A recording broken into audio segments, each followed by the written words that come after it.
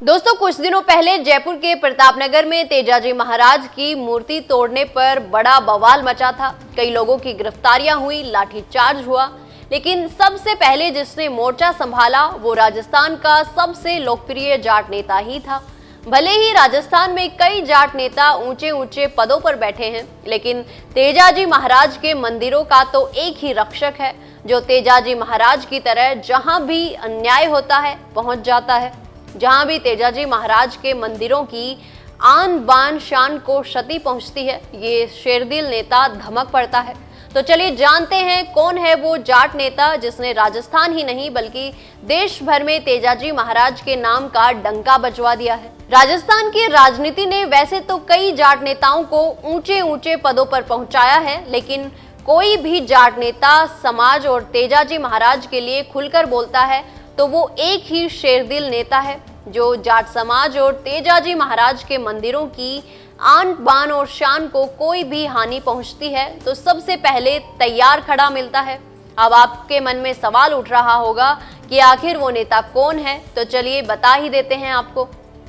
नागौर सांसद और RLP supremo Hanuman Beniwal ही वो शेरदिल नेता हैं जो गरीबों, दलितों, जाट समाज के लिए 24 घंटे तैयार खड़े रहते हैं। पिछले दिनों जयपुर के प्रतापनगर में असामाजिक तत्वों ने मंदिर में तेजाजी महाराज की मूर्ति को खंडित कर दिया था। भीड़ में बाहरी रोष व्याप्त था, भीड़ बेकाबू हुई और लाठियां भांजी गई। तो सबसे पहले किसी ने मोर्चा संभाला तो वे थे हनुमान बेनीवाल। इतना ही नहीं, बेनीवाल दिल्ली से जयपुर रातों रात मौके पर पहुंचे और सबसे पहले तेजाजी महाराज के मंदिर में पूजा की और फिर मंदिर के जीर्णोद्धार के लिए 1 लाख देने का ऐलान किया। बेनीवाल नहीं रुके और रात को ही थाने पहुंचकर जाट समर्थकों और आरएलपी के कार्यकर्ताओं को रिहा करवाया।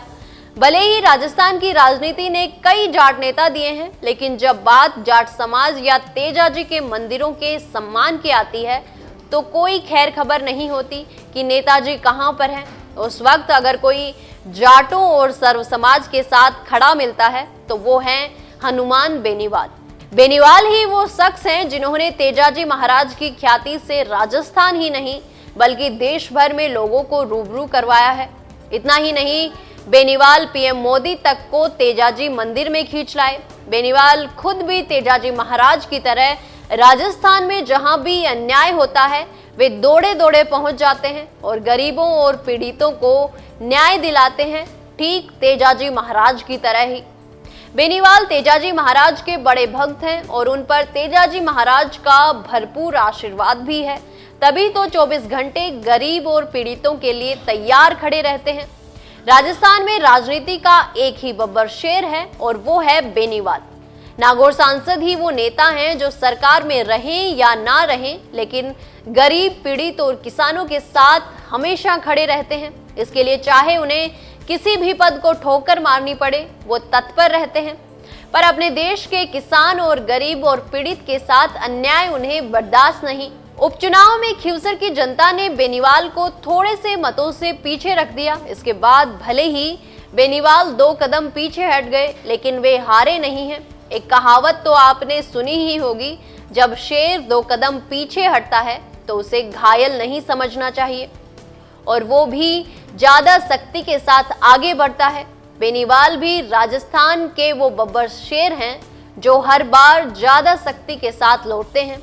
राजस्थान की राजनीति में अगर बड़े जाट नेताओं की बात करें तो कांग्रेस प्रदेशाध्यक्ष गोविंद सिंह डोटासरा, हरीश चौधरी और सतीश पूनिया जैसे दिग्गज नेता हैं, लेकिन अगर कोई जाट समाज और तेजाजी महाराज के मंदिरों के लिए 24 घंटे तैयार खड़ा मिलता है तो वो हनुमान बेनीवाल है।